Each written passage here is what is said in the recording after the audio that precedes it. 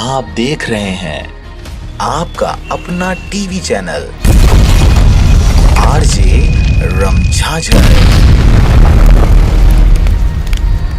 जज्बात के रंग, भरोसा के संग।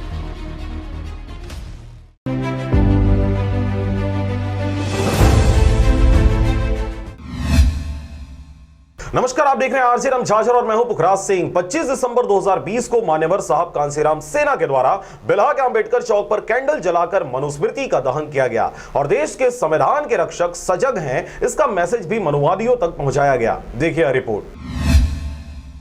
अमानवीय शब्दों एवं संस्कृति को दर्शाने वाले मनुस्मृति को भारत के संविधान के शिल्पकार बाबा साहब डॉक्टर भीमराव अंबेडकर जी के द्वारा 25 दिसंबर सन 1927 को जलाया गया था, जिसे परंपरा बनाकर पूरे भारतवर्ष में अंबेडकरवादियों एवं मानवतावादी सिद्धांतों के लोगों द्वारा 25 दिसंबर को भारत देश के भीतर के सभी प्रमुख स्थानों में मनुस्मृति का दहन किया जाता है।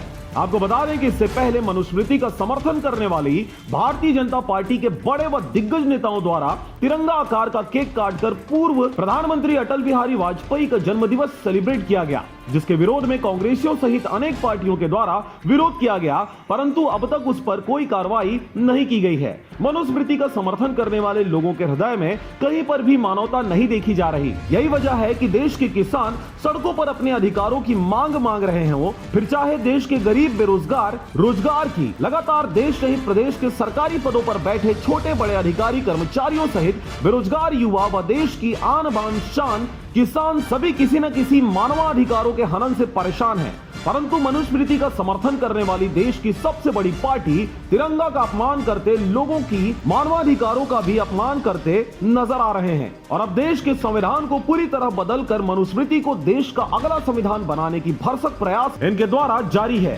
जो मनुस्मृति कहलाते हैं, लगा दो आग उन ग्रंथों को जो ऊंच नीच फैलाते हैं। मनुस्मृति दहन करो, मनुस्मृति दहन करो, दहन करो, मनुस्मृति दहन करो, दहन करो, दहन करो।